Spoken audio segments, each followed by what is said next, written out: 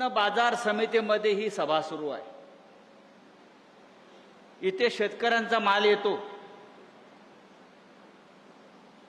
विकला जातो, त्याला काय फार भाव मिळत नाही. पण 15 दिवसापूर्वी इथे एक माल आला आणि 50 कोटीला विकला गेला. तुमचा खासदार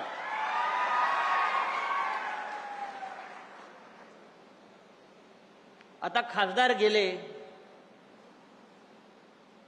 म्हणजे गेले. आता आपल्यासाठी ते गेले. आता त्या दुखवट्याला आपण आलेलो आहोत. आता 10व 12व टाकू करू आणि पुढल्या कामाला मोकळे हो. फार दुःख करत बसायचं नाही. गाडा पाडा आणि शेवटी भगवा झेंडा फडकवा.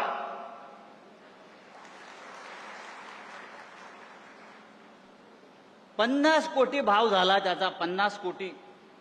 खरं म्हणजे या बाजारात त्याला कोणी 500 रुपयाला घेतलं नसतं.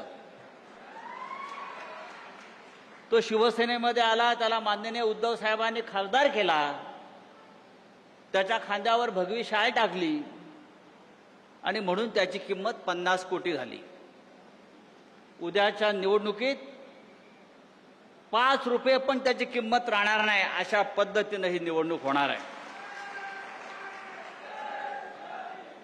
मला आश्चर्य वाटतं उद्धव साहेब विकास निधीसाठी गेले.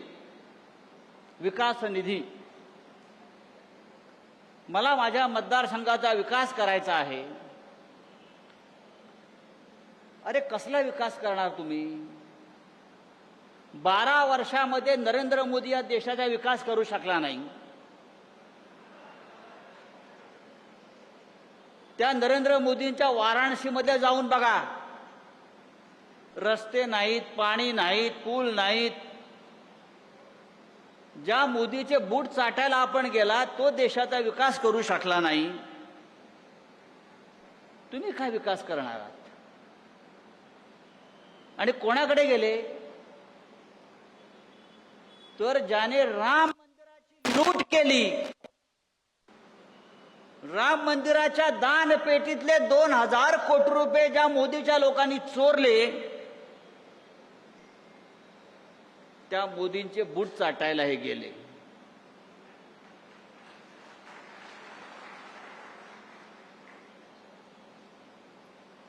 तर देशमुखला जाऊन सांगा,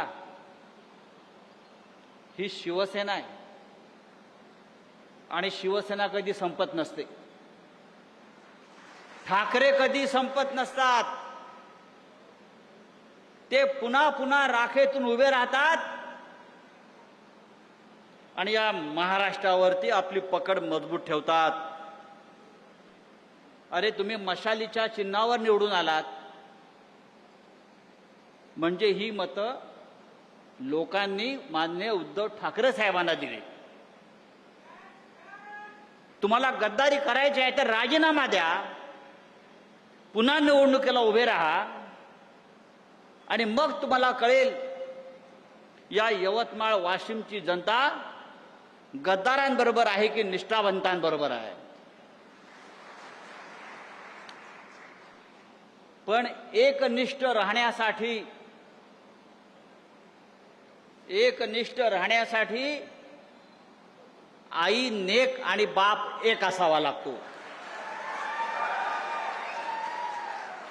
आम्ही सगळे एकनिष्ठ आहोत आणि हा एकनिष्ठांचा सागर महासागर लाटा या गद्दारांना तडाखे देऊन तुडवल्याशिवाय राहणार नाही. उद्धव साहेबांचं काल नागपूरला आगमन झालं.